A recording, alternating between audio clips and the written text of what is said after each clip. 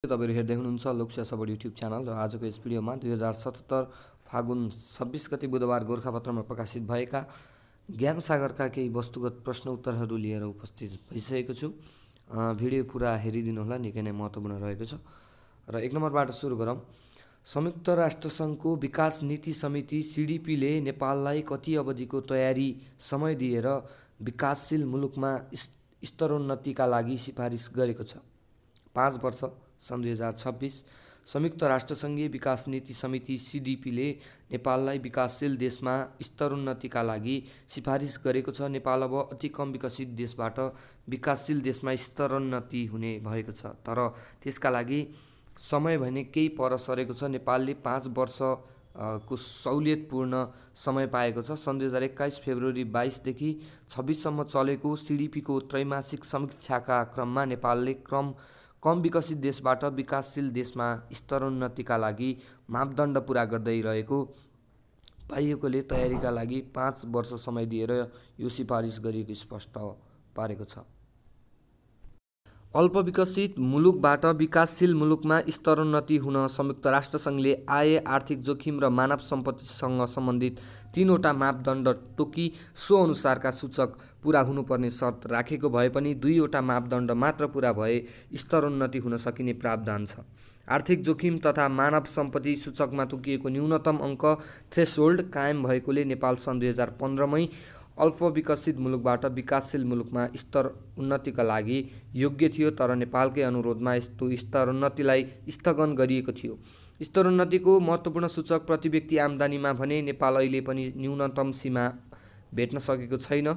स्तरोन्नतिका लागि प्रति व्यक्ति आय $1230 अमेरिकी वार्षिक हुनुपर्नेमा पछिल्लो मानव विकास सूचाङ्क अनुसार नेपालको प्रति व्यक्ति कुल राष्ट्रिय आय $1027 अमेरिकी मात्र रहेकोले यसलाई वृद्धि गरी न्यूनतम बिन्दुमा पुर्याउनु पर्ने दायित्व तथा चुनौती नेपालको अगाडि रहेको छ।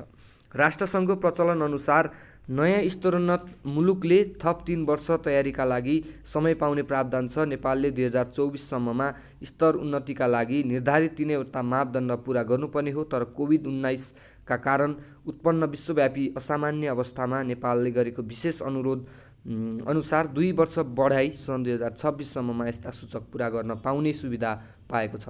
त्यसैगरी सन् 2030 मा नेपाललाई मध्यम आयको देश बनाउने पनि चुनौती रहेको छ। 3 नम्बरको प्रश्न। अमेरिकी सरकारद्वारा प्रदान गरिएको अन्तर्राष्ट्रिय साहसी महिला पुरस्कार प्राप्त गर्ने नेपाली किशोरीको हुन्? मुस्कान खातुन तेजाब आक्रमणमा परेकी खातुन तेजाब आक्रमण अन्त्यको अभियानमा लागेकी हुन्। सोही कार्यको उच्च मूल्याङ्कन गर्दै उनलाई सो सम्मान प्रदान गरिएको छ। धम्की र सामाजिक दबावका कारण सामना गर्दै मुस्कानले तेजाब आक्रमण विरुद्ध कडा कानुन र सजायका लागि पहल गर्दै आएकी छिन्। अर्को प्रश्न। बुटौल स्थित मोतीपुर औद्योगिक क्षेत्रको शिलान्यास कहिले भएको हो? विक्रम सम्वत 2077 फागुन 21 मा। 4 नम्बरको प्रश्न। फ्रान्सका पूर्व राष्ट्रपति निकोलस सार्कोजीलाई न्यायाधीशलाई घुस दिने प्रयास गरेको आरोपमा 3 वर्ष जेल सजाय फैसला कहिले सुनाइएको हो? सन् 2021 मार्च 1 मा। फ्रान्सको इतिहासमा भ्रष्टाचारको मुद्दा जेल जाने सार्कोजी दोस्रो राष्ट्रपति हुन्। यसअघि मार्शल फिलिपलाई पनि अदालतले जेल पठाएको थियो। 5 नम्बरमा। सन् 2021 मार्च 8 मा मनाइएको 111औं अन्तर्राष्ट्रिय नारी दिवसको नारा के थियो? Women in leadership achieving an equal future in कोभिड-19 वर्ल्ड। राष्ट्रिय नारा महिलाको सुरक्षा, सम्मान र रोजगार समृद्ध नेपालको आधार रहेको थियो। 6 मा। नेपाल सरकारद्वारा सामाजिक स्वास्थ्य सुरक्षा स्वास्थ्य बिमा कार्यक्रमको सुरुवात कहिलेदेखि भएको हो? विक्रम सम्वत 2072 चैत्र 25 देखि स्वास्थ्योपचारमा हुने खर्चको भारलाई अग्रिम व्यवस्थापन गरी आम नागरिकको उपचारमा सहज पहुँच पुर्याउने उद्देश्यका साथ यो कार्यक्रम सञ्चालन गरिएको हो। 7 नम्बरमा। नेपालमा पहिलो पटक पूर्वाधार सम्मेलनको आयोजना कहिले गरियो? विक्रम सम्वत 2071 कार्तिक 25-26 मा काठमाडौँमा गरियो। 8 मा। नेपालमा किसान सूचीकरण राष्ट्रिय अभियानको सुरुवात कहिलेदेखि भएको हो? विक्रम सम्वत 2077 फागुन 22। कृषि तथा पशुपक्षी विकास मन्त्रालयले तयार पारेको किसान सूचीकरण व्यवस्थापन प्रणालीको शुभारम्भ गर्दै अभियान थालनी गरिएको हो। सूचीकरण अभियान पश्चात सरकारबाट उपलब्ध हुने सेवा सुविधा वास्तविक किसानले पाउने विश्वास गरिएको छ। युरोपियन युनियनको सहयोगमा किसान सूचीकरण व्यवस्थापन प्रणाली कार्यक्रम सञ्चालन भएको हो। 9मा राष्ट्रिय अरनिको सम्मान 2077 कसलाई प्रदान गरियो? कलाकार शङ्करनाथ रिमाल र सन्तकुमार साक्य। पुरस्कार राशि 1 लाख। नेपाल ललित कला प्रतिष्ठानले विभिन्न 7 विधामा राष्ट्रिय ललित कला पुरस्कार प्रदान गरेको।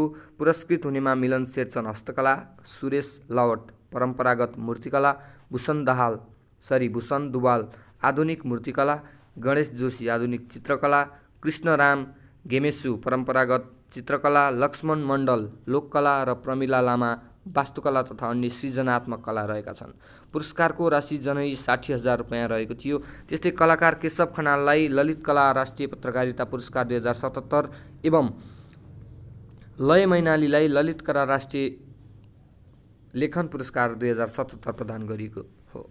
10 नम्बरमा युरो 3 केसँग सम्बन्धित छ? सवारी मापदण्डसँग। 11 नम्बरमा इनवार केसँग सम्बन्धित छ? बाँस र बेतबाँस। इनवार भन्ने शब्द बाँस र बेतबाँससँग सम्बन्धित छ। 12मा एमनेस्टी इन्टरनेसनलको स्थापना कहिले भएको हो? सन् 1961। वैचारिक आस्था एवं राजनीतिक तथा धार्मिक मतभेदका कारण बन्दी बनाइएकाको सहयोग गर्ने उद्देश्यका साथ यो संस्थाको स्थापना भएको हो।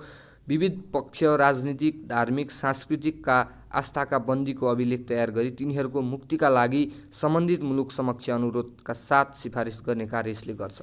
अन्तर्राष्ट्रिय क्षमादान सङ्गठन भनेर पनि चिनिने यस संस्थाको स्थापना बेलायतका कानुनविद पीटर वेनेन्सको सक्रियतामा भएको हो। यसको प्रधान कार्यालय बेलायतको लन्डनमा रहेको छ। 13 नम्बरमा CNN हिरो घोषित हुने पहिलो नेपाली को हुन्? अनुराधा कोइराला। दोस्रो नेपाली पुष्पा बस्नेत। 14मा नेपाल सरकार र नेत्रविक्रम चन्द विप्लव नेतृत्वको नेपाल कम्युनिस्ट पार्टीबीच शान्ति सम्बन्धी 3 बुँदे सहमति पत्रमा हस्ताक्षर कहिले भएको हो? विक्रम सम्वत 2077 फागुन 21। प्रधानमन्त्री केपी शर्मा ओली र नेकपाका महासचिव विप्लवको उपस्थितिमा फागुन 21मा गृहमन्त्री तथा सरकारी वार्ता टोलीका प्रमुख रामबहादुर थापा बादल र नेकपाका प्रवक्ता तथा वार्ता टोलीका प्रमुख खड्गबहादुर विश्वकर्मा प्रकाण्डद्वारा 3 बुँदे सहमति पत्रमा हस्ताक्षर गरिएको हो। सरकारी र विप्लव समूहको वार्ता टोली बीच 20 गते 3 बुँदे सहमति भएको थियो। सो सहमतिलाई फागुन 20 गते बसेको मन्त्री परिषद बैठकले पारित गर्दै विप्लव समूहमाथि लाग्दै आएको प्रतिबन्ध फुकुवा गर्ने निर्णय गरेको थियो। 15 नम्बरमा ब्लड मनी भनेको के हो? मृत्युदण्डको सजाय पाएको व्यक्तिको पक्षले पीडित पक्षलाई क्षतिपूर्ति दिई आरोपी पक्षलाई बचाउने गरी दुवै पक्षको हित गर्न गरिने रकमको आदान प्रदानलाई ब्लड मनी भनिन्छ।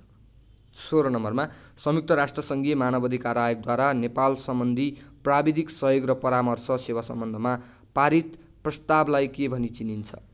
आइटम 19। 17मा मर्स नामक श्वास प्रश्वास सम्बन्धी रोग सन् 2015मा कुन देशमा देखा परेको थियो? दक्षिण कोरिया। 18मा पर्वतारोहणका लागि खुला गरिएको नेपालको पहिलो हिमाल कुन हो? अन्नपूर्ण हिमाल।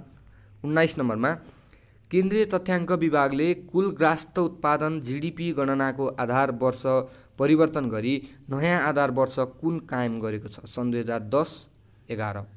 हालको राष्ट्रिय लेखा तथ्याङ्कको आधार वर्ष सन् 2000देखि 1 प्रतिस्थापन गरी नयाँ आधार वर्ष कायम गरिएको र नयाँ आधार वर्षपछि देशको अर्थतन्त्रको आकार बढेको छ। विभागका अनुसार सन् 2000देखि 2001लाई आधार वर्षभन्दा अर्थतन्त्रको आकार 37 खर्ब 67 अर्बको थियो भने नयाँ आधार वर्ष सन् 2010-11लाई आधार मान्दा अर्थतन्त्रको आकार बढेर 39 खर्ब 43 अर्ब 70 करोड रुपियाँ पुगेको छ। अर्थतन्त्रमा अन्तर्राष्ट्रिय मापदण्ड र सिद्धान्त अनुसार नै नयाँ आधार वर्ष परिवर्तन भएको विभागले जनाएको छ। नेपालले पनि अन्य देशले जस्तै 10 वर्षमा आधार वर्ष परिवर्तन गरेको।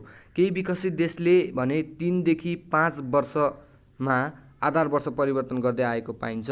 नेपालको इतिहासमा यो 5औं आधार वर्ष हो। विभागले 2077 फागुन 20 गते आयोजना गरेको कार्यक्रममा राष्ट्रिय योजना आयोग उपाध्यक्ष प्राध्यापक डाक्टर पुष्पराज कँडेलले आधार दर र गत वर्षको परिमार्जित GDP प्रस्तुत गरिएको बताएका छन्।